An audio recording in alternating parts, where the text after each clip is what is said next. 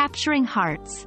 Creating emotional impact through show, don't tell technique. Hello, everyone. Today, we're going to delve deep into the magical world of creative writing. In particular, we're going to explore a key technique called show, don't tell, and how it creates an emotional impact. This is especially significant in literature and will make your English writing shine. Let's get started. Before we can fully understand show, don't tell, let's quickly define it. This rule urges writers to create scenes where the reader can experience the story through action, words, thoughts, senses, and feelings rather than through the author's exposition, summarization, and description. In other words, showing is about offering the reader details that they can use to visualize what's happening. On the other hand, telling simply informs the reader about facts or actions. It's about the difference between setting a stage for the reader and performing on that stage. Now that we understand show, don't tell, how do we use it to create an emotional impact? The magic lies in making your readers feel the emotions instead of just telling them about it. For example, instead of writing, "John was sad," we might say, "Tears welled up in John's eyes. He stared at the photograph in his hands, his heart pounding like a drum against his chest."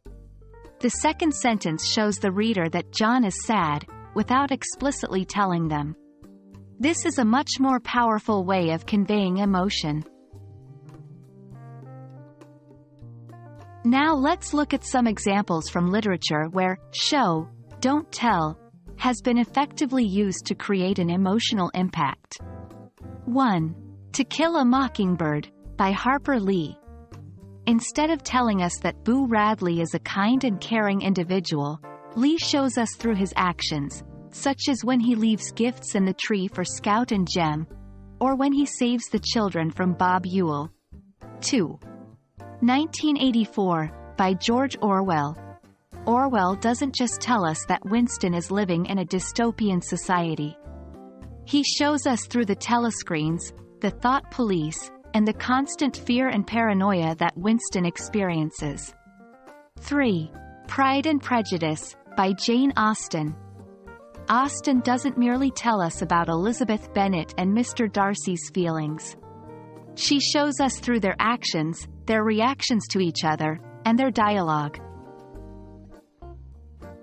In each of these examples, the authors are showing the readers, letting them infer the emotions and themes, rather than just telling them. That brings us to the end of our exploration of show, don't tell, and creating an emotional impact. Remember, it's all about immersing your readers in the story, letting them experience the emotions, rather than just telling them about it. I hope this video helps you make your creative writing more impactful and expressive. Keep practicing, and remember to show us your world, don't just tell us about it. Happy writing!